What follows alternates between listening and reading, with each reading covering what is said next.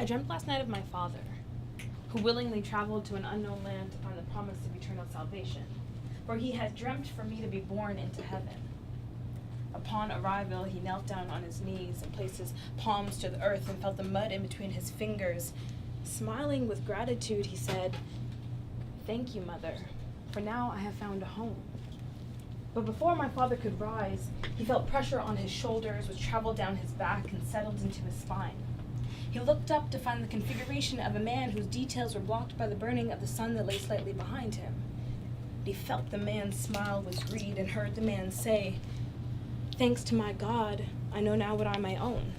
And he gathered my father and chained him to his brother, who was chained to his brother, who was chained to his brother, and so on and so forth, in such a way that when my father took a step back, so too did his brothers.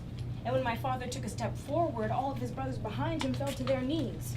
And all of these men, my father included, were marched inland, and they were told that damnation lay at the other side of the ocean, but that divinity could be found in the height of the trees that were eventually cut down, or in the blue of the sky that was constantly shadowed by clouds that turned out to be smog, or in ignorance, although my father had always been an intelligent man, or at the end of a leather whip they pulled from the pages of the Bible like a bookmark made to use my father dance.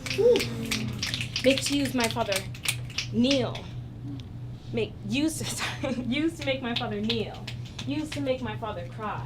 Used to make my father fear himself, or the self he knew only through the figure of a man who had chained him to his brothers and told him that damnation lay at the other side of the ocean.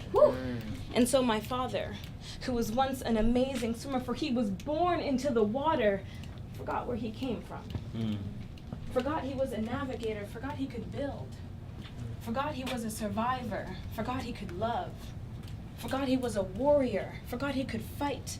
Forgot he was a father, forgot he could care. Forgot he was a man with a mother who had died and whose ashes had spread themselves around the world and settled themselves in the dirt that lay at my father's feet.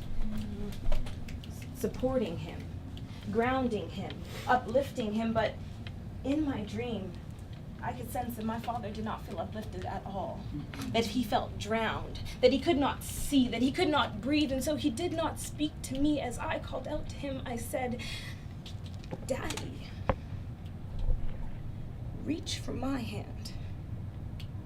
Teach me to swim." And in that moment, I woke up, somewhere on the other side of the ocean.